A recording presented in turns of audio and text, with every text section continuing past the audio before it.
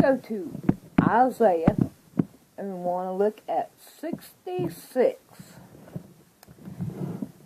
Alright, we're going to start with verse 1. Thus saith the Lord, the heaven is my throne, and the earth is my footstool. Think about this.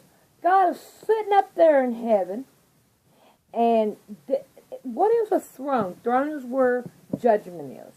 So, he is up there judging. Okay? And it says, where is the house that you have built unto me? Where is the place of my rest? Where can God rest at? I can tell you. You are a temple. Let God rest in you. So he can say, okay, this is what you need to do. This is where you need to go. And this is the way you need to live your life. If you live life according to this world, Satan rules over you. But if you let God rest in you, then he rules over you. And believe you me, I'd rather have that any day. For all these things hath my hands made, and all these things have been, saith the Lord. But to this man will I look, even to him that is poor, and of a contrite spirit, and a trembling at my words. Let his word tremble in you. And I don't think it's a fear tremble. I think it's more of a trembling of his presence to say, this is the way. If I don't do it this way, then, I'm not showing off for Christ. Remember, your works is filthy rags. But your works also tell you who you serve. Think about that one. He that killeth an ox is as if he slew a man. Don't kill an animal like you are trying to kill a person. That is not, God's like, Now, if you kill it to eat it, that's totally different. You're looking at surviving, not like you're wanting to murder somebody. Believe you me, every animal you hurt, that animal is going to be on your soul. He that sacrificed a lamb, as he cut off a dog's neck. He that offereth an oblation, as if he offered swine's blood. He that burneth incense, as if he blessed an idol.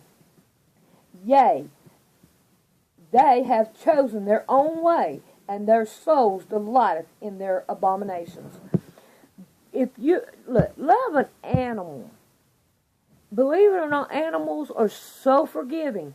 You can learn God's love in an animal. Think about this. If you hurt them and all, and they are real quick to forgive you and still love you. If you're mad and you push them away, just get off and leave me alone, then they're quick to forgive you. Okay? Go on to 4. I also will choose their delusions and will bring their fears upon them, because when I called, none did answer. When I spoke, they did not hear. But they did evil before my eyes, and choose what in which I delighted not.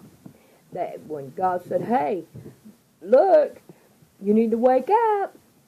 You need to hear me. I'm speaking to you. We don't want to hear you. Look. Are you hearing God? Is he saying something to you? Pay attention.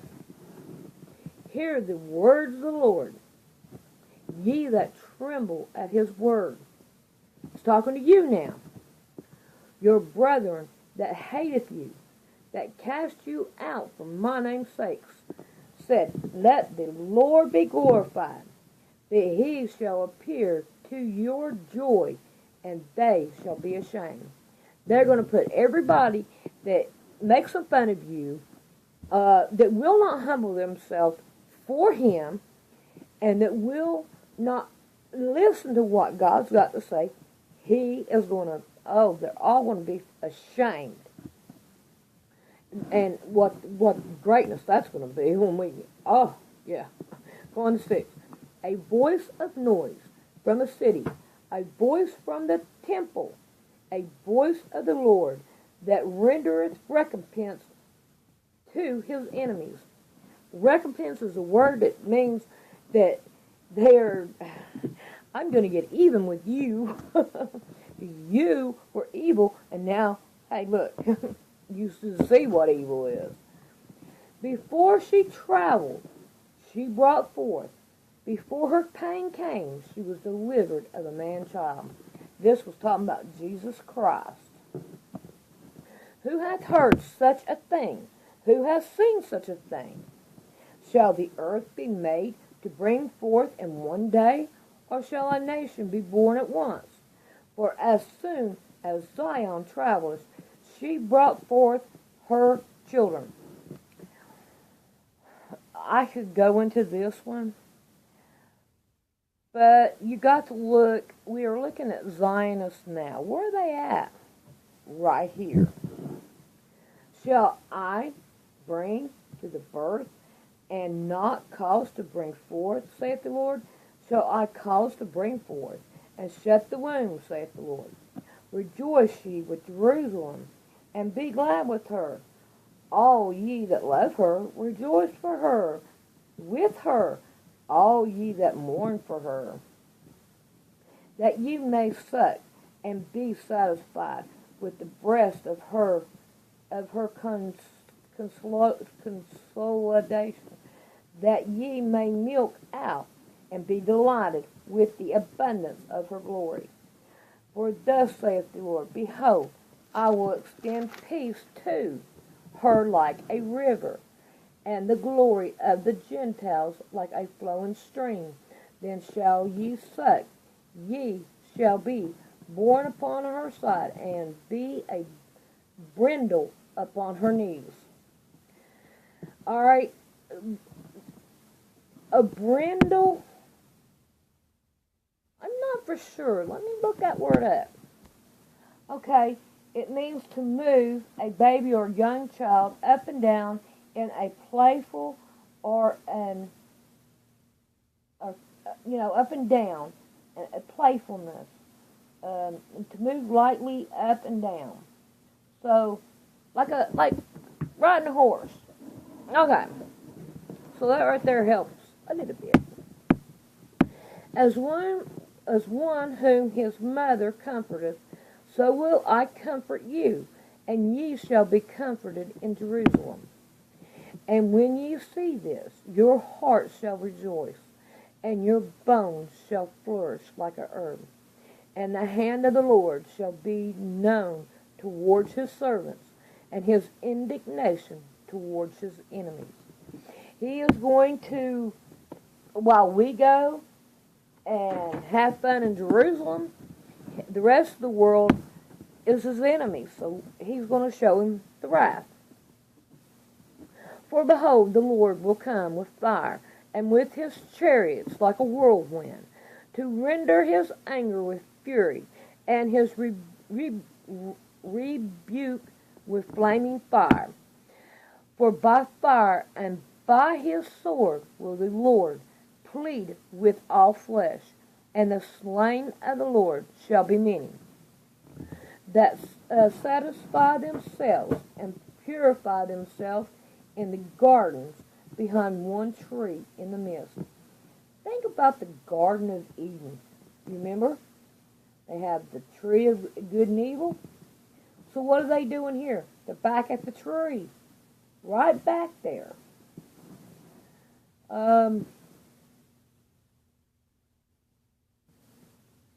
Eating swine's flesh, and the abomination, and the mouse shall be consumed together, saith the Lord.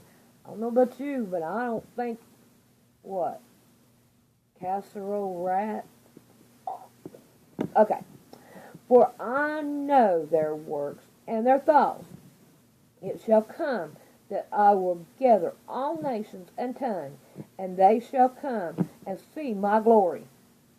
And I will set a sign among them, and I will send those that escape of them to the nations, to Tarshish, Pul, and Lud, that draw the bow. Oh, who draws the bow? Think about that one.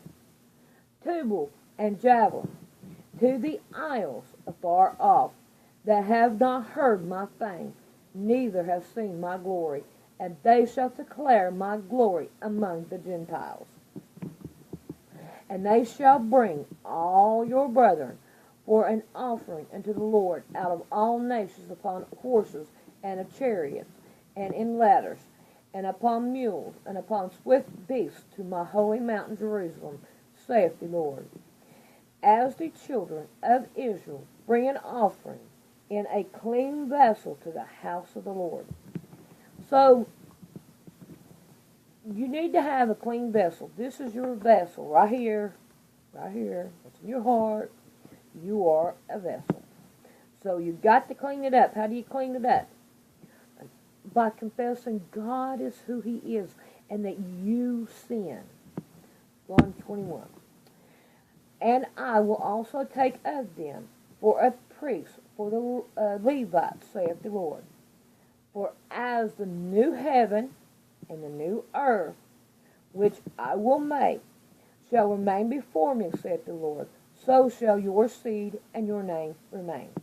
So who you are now is who you are. What you have done is what you have done, and you will get judged for the way you are. People say, well, I can get saved and go do what I want, and God will forgive me. No, that's not the way it works. If you want to be my friend, you have to prove to me you want to be my friend. If you act like an enemy, then you're not no friend of mine. Yeah, makes sense, doesn't it? Alright, and it shall come to pass that from one new moon to another, and from one Sabbath to another, shall all flesh come to worship before me, saith the Lord. Everybody's going to gather together, and we're all going to go worship Jesus Christ and who He is and all.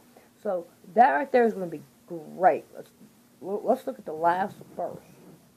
And they shall go forth and look upon the carcasses of men that have transgressed against me. For their worm shall not die, neither shall their fire be quenched, and they shall be abhorrent to all flesh. We are going to be able to go, and we're going to look at all these people, like Obama.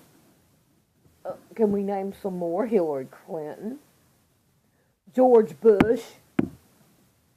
Let's look at all these people that worship Allah and Houdini and, I don't know, all these other pagan ritual stuff and all. We're going to go and we're going to be able to see them, and if they have not repented to God. Now, if God forgives them, you need to forgive them. Because if you cannot forgive them, how can you go to heaven with somebody that you have not forgiven? Because you will be very unhappy there. If you can't forgive, how can you be happy? Just think about this. You're the one that's holding the grudge, not them. They're going to be happy no matter what. So, don't hold a grudge. Don't, forgive people. We're all just human here. And we all have to try to get along.